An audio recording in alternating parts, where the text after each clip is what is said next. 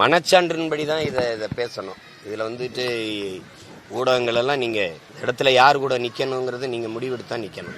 பாருங்க, அரசு வீடு தேடி அரசுன்னு விளம்பரம் செய்து எத்தனை 100 கோடிகளை கொட்டி நீங்கள் வரும்போதெல்லாம் பார்க்குறீங்க.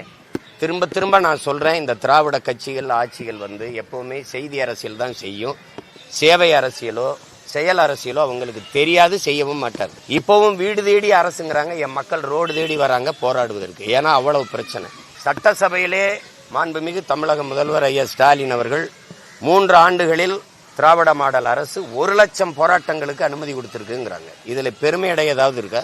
அப்படி என்றால் இந்த அரசு 1 லட்சம், இந்த அரசும் முந்தைய அரசுகளும் மக்களுக்கு 1 லட்சம் பிரச்சனைகளை கையளித்திருக்கிறது, 1 லட்சம் போராட்டங்களை அவர்களுக்குள் திணித்திருக்கிறது அப்படின்னு தான் பொருள். அதுக்கு இதுல பெருமை அடைகிறதுக்கு ஒன்றும் இல்லை. லட்சம் பிரச்சனை இருக்கு இங்க. இப்போ பல போராட்டங்களுக்கு போராடவே அனுமதி இல்லை. இப்போ இந்த ஆசிரியர் பெருமக்கள் சொல்ற மாதிரி போராடி கொண்டிருக்கிறவர்கள் யார் என்று என்னுடைய செவியை, என்னுடைய நேர்காணலை கேட்கிற அறிவார்ந்த இன மக்கள், இந்த மண்ணின் மக்கள் சிந்திக்கணும். போராடி கொண்டிருப்பவர்கள், வீதியில் நிற்பவர்கள் யார் என்று பாரு. நம்மை சுமக்கிற தாய் 10 மாதம்தான் உயிர் கருவறையில் வைத்திருக்கிறார்.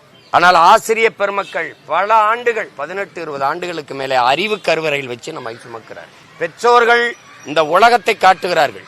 இதுதான் உலகம், இவர் உன் பெரியப்பா, இவர் உன் அப்பா, இவன் ஒரு சித்தப்பா, இவன் உன் பாட்டி, இவர் உன் தாத்தா, இதெல்லாம் சொல்லுகிற மாமா அத்தை. இந்த உறவுகளை உலகத்தை காட்டுகிறது. மரம், செடி, கொடி. ஆனால் ஒவ்வொரு பிள்ளையும் உலகத்துக்கு காட்டுவது ஆசிரியர் பெருமக்கள் தான். உலகத்துக்கு இவன் தான் அலெக்சாண்டர், இவன் தான் சாக்ரட்டிஸ், இவன் தான் ஏங்கல்ஸ், இவன் தான் பிளாட்டோ, இவன் தான் புத்தன், இவன் தான் பூலே, இவன் தான் அம்பேத்கர். இதெல்லாம் காட்டுவது யார்? உலகத்திற்கு ஆசிரியர் பெருமக்கள் தான். இன்னைக்கு சீமா நின்று இந்த உத்தனை ஊடகத்துக்கு முன்னாடி நின்று பேசுறதுக்கே என்னை உருவாக்கிய என்னுடைய ஆசிரியர் பெருமக்கள். அலெக்சாண்டரே சொல்றான், என்னை உருவாக்கியது என் ஆசிரியர் பெருமக்கள்.